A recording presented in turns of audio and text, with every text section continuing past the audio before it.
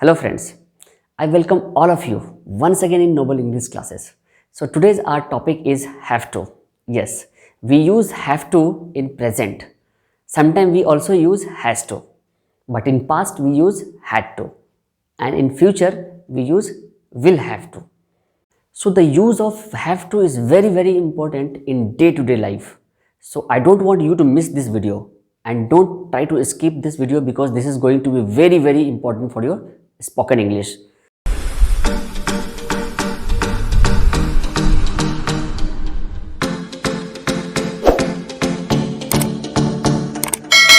यानी हिंदी का एक ऐसा सेंटेंस जिसके लास्ट में ना है, नी है या ने है, इस तरह का सेंटेंस। जैसे मुझे जाना है, उसे खाना बनाना है, इंटेंशन टू डू, मुझे कोई काम करने का इरादा है। ठीक है, एक एग्जांपल लेता हूं, मुझे स्कूल जाना है, I have to go to school. ठीक है, अगला सेंटेंस, उसे खाना बनाना है, she has to cook food. अब ये देखना है कि जब सब्जेक्ट आई है तो हैव टू, और जब सब्जेक्ट शी है तो हैज टू। तो हमें ये पता करना पड़ेगा कि किसके साथ हैव टू लगेगा और किसके साथ हैज टू लगेगा। मीनिंग दोनों का सेम ही है। आपने देखा होगा जिस तरह से हैव और हैज आपने पढ़ा होगा, तो ही, शी, इट या किसी भी नाम के साथ हैज का इस्तेमाल होता है। ठीक इसी तरीके से यहाँ पे भी है, आई, वी, यू, दे के साथ हैव लगेगा और बाकी ही, शी, इट या किसी भी नाम थर्ड पर्सन सिंगुलर के साथ हैज का इस्तेमाल होगा। तो I have to go to school, she has to cook food. Okay, अगर ये सेम सेंटेंस में अगर हम रखते हैं कि उसे स्कूल जाना है तो he has to go to school या she has to go to school. Next, अब हम समझते हैं इसी को पढ़ता है।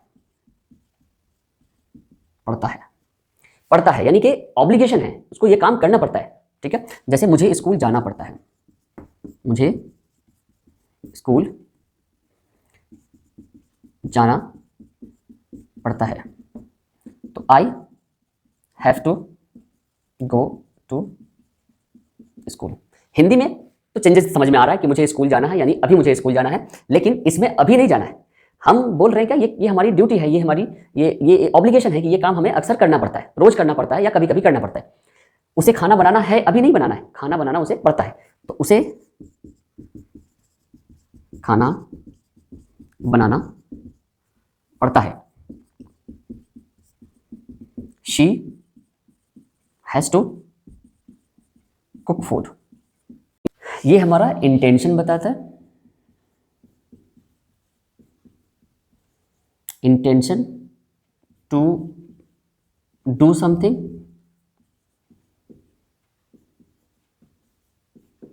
इंटेंशन टू डू समथिंग, और यहां पे ऑब्लिगेशन बता रहा है, ये हमारी ड्यूटी है, ऑब्लिगेशन है, ये काम हमें करना पड़ता है, कोई ऑप्शन नहीं है हमारे पास। अब इसका नेगेटिव कैसे बनेगा, तो फर्स्ट सेंटेंस है I have to go to school. मैं एग्जांपल के लिए सिर्फ इतना ही लिख रहा हूं, आई हैव टू गो, मुझे जाना है। नेगेटिव होगा इसका आई डू नॉट, को हम शॉर्ट फॉर्म में लिख सकते हैं don't, I don't have to go. ठीक है, इसका क्वेश्चन कैसा होगा, ये डू डज पहले आ जाएगा, do I have to go. Negative question होगा इसका don't I have to go. WH questions, why do I have to go. WH negative, why do I not have to go. हम not को यहां पे भी लिख सकते हैं और नॉट को कॉन्ट्रैक्शन फॉर्म में डोंट एक साथ लिख सकते हैं, जैसे हमने यहां लिखा है व्हाई डोंट, इसको एक साथ अगर लिखना हो तो ऐसा लिख सकते हैं why don't I have to go. ठीक है, एक ये समझ में आ गया आपको। दूसरा एग्जांपल हम लेते हैं, she has to cook food, she has to cook, food रहने देते, ऑब्जेक्ट रहने देते, बात बराबर है। शी हैज टू कुक, अब यहां पे देखना है she does not, doesn't, she doesn't, अब हैज टू गलत हो जाएगा, इसलिए हमें यहाँ पे हैज टू के बदले हैव टू लिखना, क्योंकि हमने फिफ्थ फॉर्म यहाँ पे दे दिया। इसी तरह से सिंपल प्रेजेंट में बिल्कुल ऐसे ही इस्तेमाल होता है। She doesn't have to cook, यहाँ पे गलती नहीं होनी चाहिए। इस बात का ख्याल रखना है। ऐसा नहीं कि शी है तो हैज लगेगा, नहीं, यहाँ पे हमने डज लगा दिया तो फिर अब यहाँ पे first form of the verb आएगा। डज क्वेश्चन में यहाँ पे आ जाएगा, does she have to cook. Negative questions, does she not या डजंट, यहीं पे कॉन्ट्रैक्शन फॉर्म में हम लगा देंगे doesn't, does she not have to cook.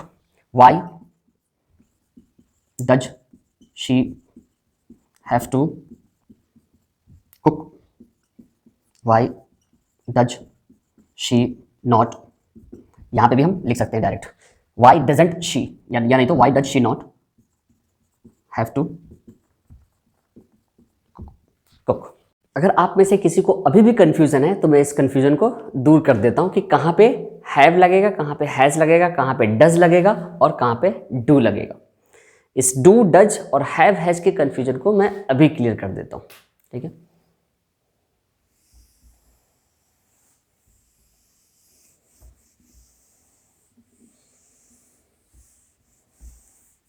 मैं इसको समझाऊंगा एक टेबल के जरिए। ये सब्जेक्ट का टेबल है,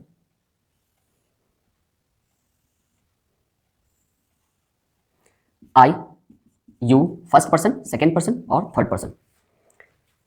फर्स्ट पर्सन आई सिंगुलर और first person plural, singular plural, plural we, I मैं, वी हम लोग, you singular, you plural, same है। लेकिन थर्ड पर्सन सिंगुलर में ही, शी, इट या कोई भी नाम, रामश्याम, कोई भी नाम या कोई भी वस्तु। इसकी लिस्ट बड़ी लंबी है, कोई भी हो सकता है। थर्ड पर्सन प्लूरल में दे या एक से ज्यादा कोई भी नाम, रामन श्याम, या कोई भी एक से ज्यादा वस्तु। फर्स्ट पर्सन मतलब बात करने वाला, सेकेंड पर्सन जैसे आप सुनने वाले। तो फर्स्ट पर्सन सेकेंड पर्सन को छोड़ करके किसी थर्ड पर्सन के बारे में बात कर रहे हैं, चाहे वो कोई भी हो सकता है, मेरे रिश्तेदार भी हो सकते हैं, मेरे पापा, मेरी मम्मी, कोई भी हो सकता है। थर्ड पर्सन गॉड भी हो सकता है। थर्ड पर्सन सिंगुलर होना चाहिए।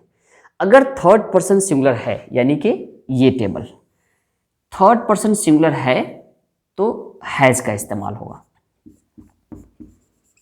याद रखना है, थर्ड पर्सन सिंगुलर के साथ हैज का इस्तेमाल होगा, बाकी सबके साथ हैव का इस्तेमाल होगा। हैव टू और यहां has to, has to, easy. ठीक इसी तरीके से थर्ड पर्सन, जब डू डज में अगर हमें समझ में नहीं आता किसके साथ डू लगाए किसके साथ डज लगाए, तो थर्ड पर्सन सिंगुलर के साथ डज लगेगा। अगर एक बार डज लग गया, जैसे यहां पे डज लग गया, फिर उसके बाद अगला वर्ब की फर्स्ट फॉर्म ही आएगा।